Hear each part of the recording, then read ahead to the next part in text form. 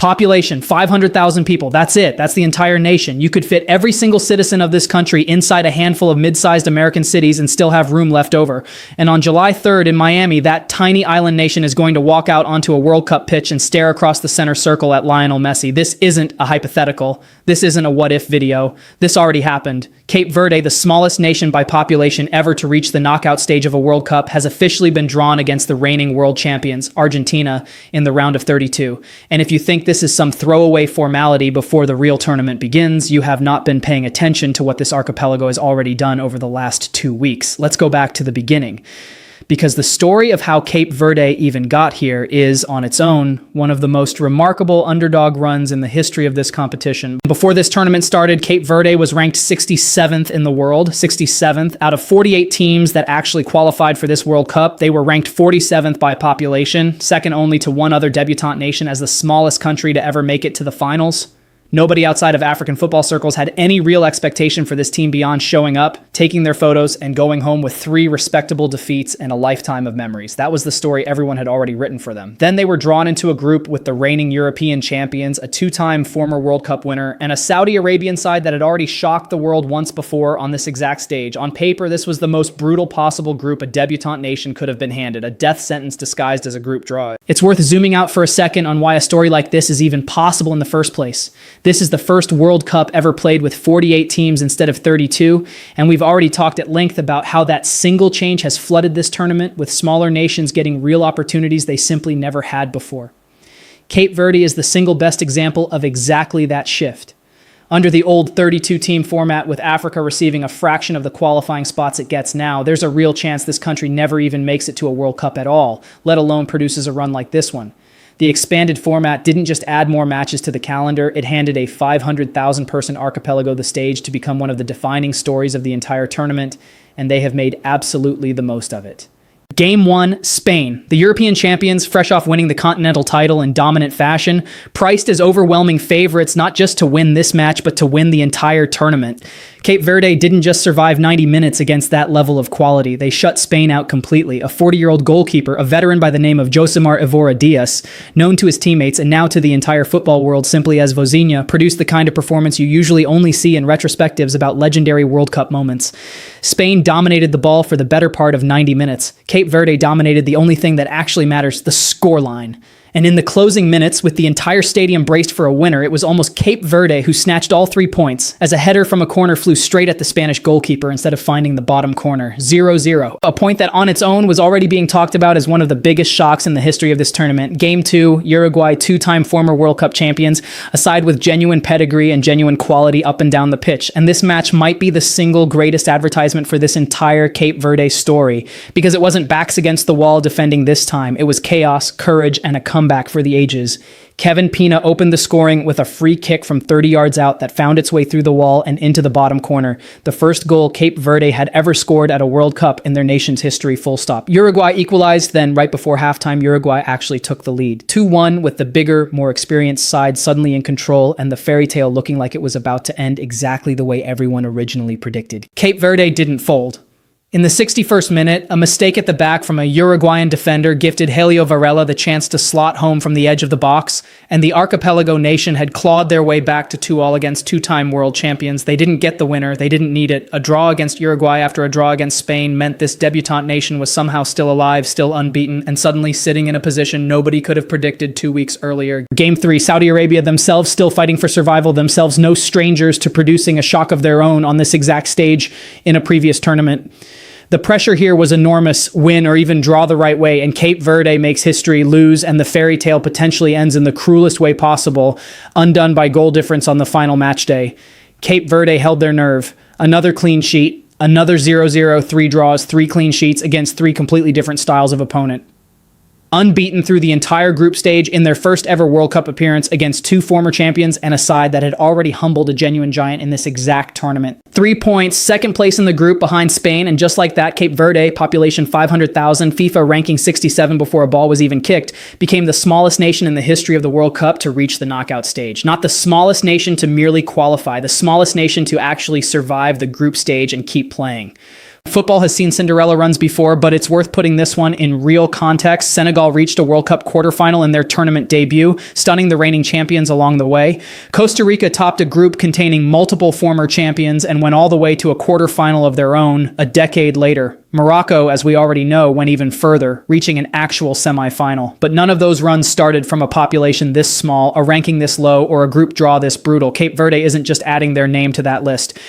Given where they started, they may already be writing the most unlikely chapter in it. Before this tournament, the Cape Verdean Football Federation released an official team song for this World Cup. The title translates roughly to "Our Time Has Arrived." At the time, it probably sounded like the kind of hopeful, sentimental anthem every small nation releases before a major tournament, the kind of thing nobody really expects to come true. 3 draws and 1 stunning group stage campaign later, it doesn't sound hopeful anymore. It sounds like a prophecy that already came true with 1 chapter still left to write. It helps to understand exactly who's wearing this shirt, because this isn't a team of unknown amateurs who got lucky for 2 weeks. This squad is built largely from the Cape Verdean diaspora, players who grew up across Portugal, France, and beyond, who chose to represent the islands their families came from rather than chase a place with a bigger federation. That diaspora pipeline is exactly why a nation of 500,000 people can field a goalkeeper experienced enough to shut out the European champions and a midfield with enough technical quality to score a 30-yard free kick against 2-time world champions. This isn't an accident of small nation romanticism. It's the product of a federation that has spent years quietly building a genuine footballing identity, and it just produced the single greatest 2 weeks in this country's sporting history. The reaction the moment this draw was confirmed says everything about how the rest of the football world sees this matchup. Within minutes, this fixture was being treated less like a routine round of 32 pairing and more like its own standalone event, trending across every major football account, generating the kind of instant global attention that usually only follows a final. Neutral fans who had no connection to either nation a month ago are already picking a side. That's not normal for a round of 32 match between a defending champion and a debutant. That's the kind of reaction reserved for genuinely historic sporting occasions, and this one hasn't even kicked off yet. And that 1 chapter left to right happens to be against the single greatest goal scorer in the history of this competition. Let's talk about what Cape Verde is actually walking into, because this isn't just a tough opponent. This is Lionel Messi, the reigning world champion, the all-time leading scorer in World Cup history, a player who has already produced moments in this exact tournament that will be replayed for decades. Argentina opened their campaign with a comfortable win over Algeria, a match where Messi delivered a hat trick that pushed him into a tie for the most goals ever scored at this tournament across an entire career, a record that took some of the greatest players to ever live an entire career, or sometimes 2, to even approach. And Messi reached it in an opening group match of what is widely expected to be his final World Cup. They backed that up with another clean professional win over Austria, controlling the match from start to finish without ever looking remotely troubled. By the time their final group game came around, Argentina had already locked up top spot, the kind of cushion that lets a champion rotate and manage minutes rather than treat every single fixture as life or death. This is not a team limping into the knockout rounds. This is the defending champion, fully loaded with the best player in the sport playing some of the best football of his entire career at what is almost certainly going to be his final World Cup. Sit with that for a second, because it changes the entire emotional weight of this fixture. This isn't simply Argentina versus Cape Verde. This is very plausibly one of the last handful of matches Lionel Messi will ever play at a World Cup against a team that has spent the last 2 weeks proving that nothing about this tournament can be taken for granted by anyone, no matter how decorated. If you're an Argentina fan, you want this farewell run to be defined by trophies and milestones, not by the kind of shock exit that's already claimed bigger names than a World Cup debutant this summer. If you're a Cape Verde fan, you get to tell your grandchildren you watched your tiny nation share a pitch with the greatest player who ever lived at the exact moment he was chasing the only ending that could possibly top everything he's already won. Think about the sheer scale of what's about to happen in Miami, a nation of 500,000 people who had never scored a World Cup goal before this tournament began, who were ranked 67 in the world before a ball was kicked, is about to walk out and play the man with the most World Cup goals in history, representing the team that currently holds the trophy he's chasing one more time before he's done. There is no version of a David and Goliath story bigger than this one, anywhere in sports, anywhere in this tournament, maybe anywhere in the history of this competition. So how does a team like this even begin to plan for an opponent like that? Everything Cape Verde has shown us over the last 2 weeks points to exactly one path forward, and it's the same blueprint that's already humbled multiple giants at this World Cup. Discipline, patience, a backline that refuses to be isolated, banks of players who shift as one unit, and a goalkeeper who has already proven against the reigning European champions that he can produce the kind of performance that single-handedly steals a result. Cape Verde is not going to walk into Miami and try to outplay Argentina. They're going to try to do exactly what they did against Spain: take away space, take away time, and dare Argentina's attack to find a way through 90 minutes of pure frustration. The problem, and we have to say this honestly, is that Frustrating Spain's attack and frustrating Messi's are not the same challenge. Spain's threat comes from intricate combination play, patient build-up, players who need time and space to link together. Messi doesn't always need either of those things. He can manufacture a moment out of almost nothing. A half yard of space, a slightly hesitant defender, one moment where the structure isn't perfectly steady and turn it into the kind of individual brilliance that has decided knockout matches at this exact level for 2 decades. A disciplined low block can frustrate a team. It is far harder to fully insulate yourself from a single individual who has spent his entire career solving exactly this kind of puzzle. There's also the question of exactly how you defend him without breaking your own structure to do it. Some teams have tried putting a dedicated man marker on Messi for 90 minutes, sacrificing that defender's normal duties to simply shadow him everywhere he goes. Other teams have stuck to a zonal approach, trusting that whoever happens to be nearest him picks him up and accepted the risk that comes with it. If Cape Verde commits an extra body to specifically tracking Messi, they risk opening exactly the kind of space elsewhere that the rest of Argentina's attack is more than capable of punishing.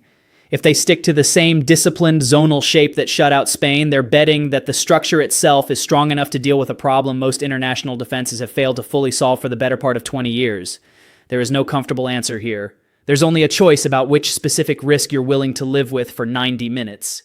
And yet, if there's one thing this entire Cape Verde campaign has already taught us, it's that writing this team off before kickoff has been a losing bet every single time so far. Nobody gave them a result against Spain. Nobody gave them a result against Uruguay after going down by a goal. Nobody gave them a clean sheet against a desperate Saudi Arabia side fighting for its own survival. 3 times the so-called sensible prediction was wrong. The 40-year-old goalkeeper, who's been doing this since long before most of his current opponents were even born, has earned the right to be taken seriously one more time against the toughest test of his entire career. But there's also a piece of this story that goes beyond tactics entirely, and it's worth sitting with for a second. For an entire generation of Cape Verdean kids, this tournament has already rewritten what's possible. A country that most casual football fans couldn't have located on a map a month ago now has children who grew up watching their own nation hold the European champions scoreless, mount a stunning comeback against a 2-time world champion, and qualify for a knockout round that the country had genuinely never even dreamed about out loud. Whatever happens in Miami against Argentina, that part of the story is already permanent.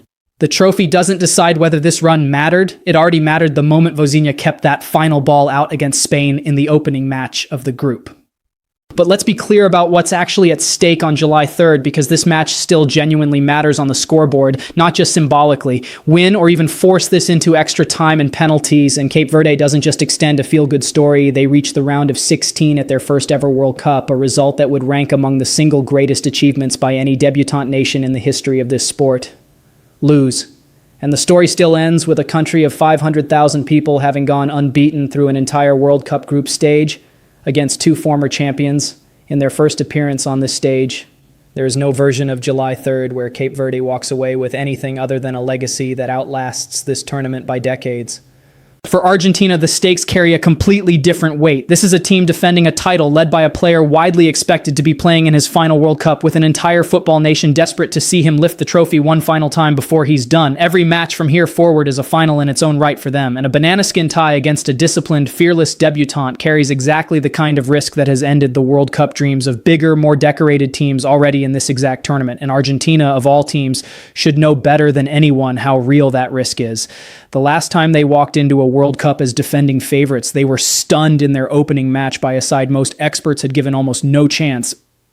A result that's still talked about as one of the great shocks in this tournament's history. They recovered from that one and went on to lift the trophy. But it's proof from their own recent history that no amount of individual quality fully insulates a team from a disciplined, motivated underdog with absolutely nothing to lose. Argentina cannot afford to treat this as a formality, because the entire group stage we just watched has proven over and over again that there are no formalities left at this World Cup. So here's where we land. On one side, the all-time leading scorer in World Cup history, the reigning champions, fully loaded, chasing one final chapter in a career that's already the greatest the sport has ever seen. On the other side, a goalkeeper old enough to be some of his opponent's father, a backline that has already shut out the European champions, and an entire nation of 500,000 people who genuinely believe their time has arrived because for 2 unbelievable weeks they've already proven it. Win or even force this into extra time and penalties, and Cape Verde doesn't just extend a feel-good story. They reach the round of 16 at their first ever World Cup, a result that would rank among the single greatest achievements by any debutante nation in the history of this sport, arguably bigger than any of the famous Cinderella runs we've seen before, because none of those nations were also doing it as the smallest population at the entire tournament. Lose, and the story still ends with a country of 500,000 people having gone unbeaten through an entire World Cup group stage against 2 former champions in their first appearance on this stage. There is no version of July 3rd where Cape Verde walks away with anything other than a legacy that outlasts this tournament by decades. July 3rd, Miami, the smallest nation in World Cup history, against the greatest goal scorer the tournament has ever produced. Whatever happens, we are about to witness one of the most talked about matches of this entire World Cup, and we will be breaking down every single moment of it the second the final whistle blows. Tell us in the comments, do you think Cape Verde's fairy tale survives one more match, or does this finally end against the one opponent? Even a perfect defensive performance might not be enough to stop. Tell us if you've already adopted Cape Verde as your second team for the rest of this tournament, because at this point, it would honestly be more surprising if you haven't. And if you don't want to miss the breakdown of exactly how this match goes on either side of the result, subscribe right now, because after everything this team has already done over the last 2 weeks, we are not missing this one for anything, and neither should you.